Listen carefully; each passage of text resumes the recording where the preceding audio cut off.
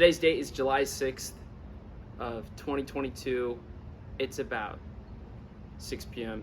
Just showered, shaved my face, kept the mustache for fun. Anyways, I wrote this down because I want my words to be accurate, and then I'll probably just edit in a bunch of pictures like throughout this to make it more cinematic, because, you know, why not?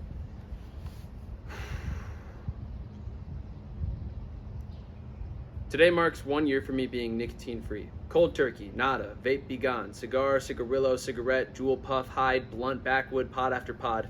I'm done. I'm not gonna sit here and act like me mustering up some acute form of discipline or having the internal willpower to say no to something my brain craved by the second makes me better or above anyone.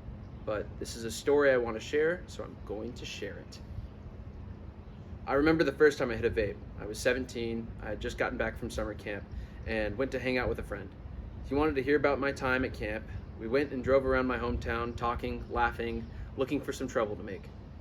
He pulled out a vape of some kind, a Juul, I believe, and asked if I wanted to hit it.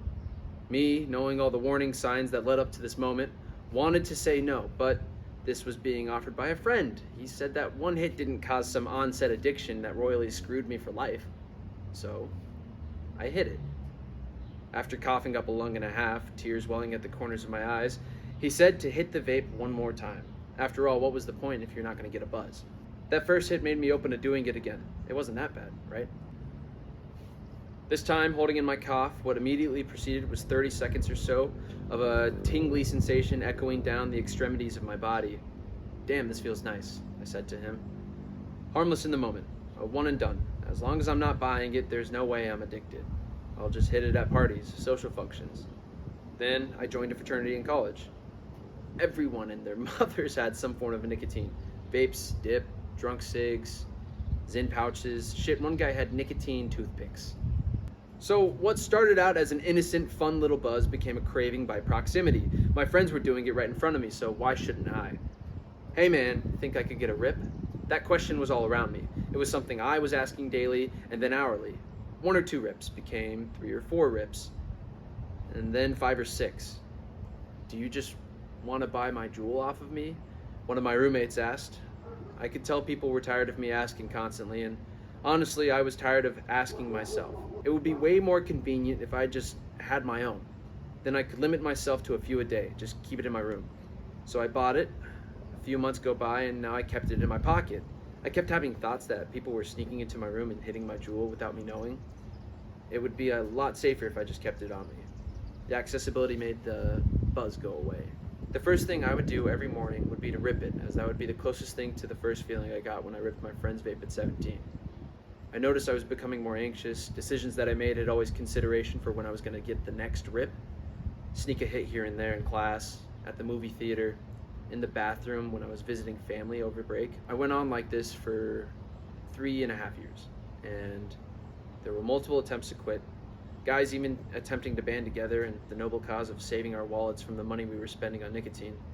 To no one's surprise, our attempts of quitting failed to no avail. We knew we were addicted. I knew I was addicted. Shit, I even convinced myself it was just a part of some family curse, as I grew up watching my dad and granny smoke cigarettes constantly.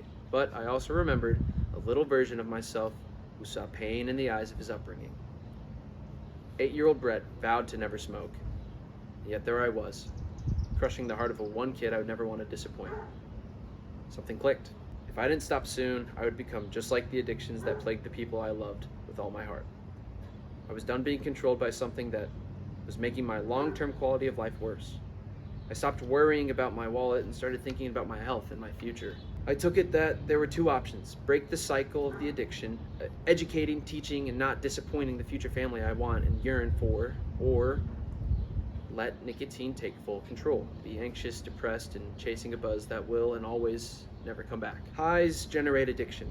The more you rely on them to feel better about your underlying problems, the more you will seek them out. In this sense, almost anything can be addictive, depending on the motivation behind using it.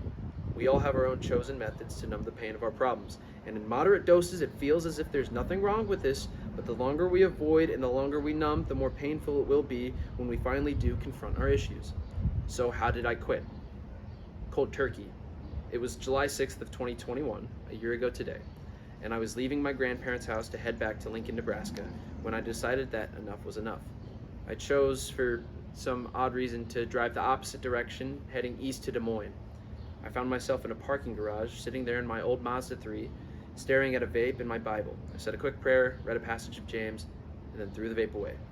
I drove back to Lincoln and started tallying the days I could go without.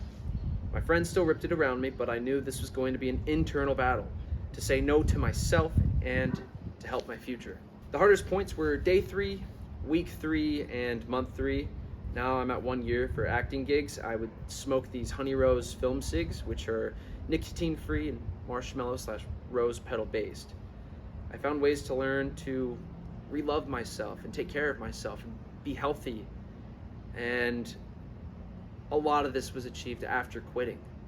I don't think many of my friends even believed me for a while when they heard that I was quitting, and that hurt to know that this quitting thing, stopping nicotine, truly and forever, or any other addiction, it's going to be the accountability that I tell myself every day.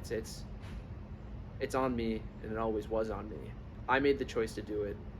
I continue to make the choice to not do it now that I'm done. So cheers to 1 year, and to remaining accountable to myself and continuing down this road. It's cheesy, but really, if I can quit, you can quit too. I believe in you, and to the people who have never hit it or been tempted, proud of you too. That takes a lot of strength. Saying no can be really hard, especially when you're saying no to yourself. But sometimes it's the best thing you can do. That's all I got. Cheers.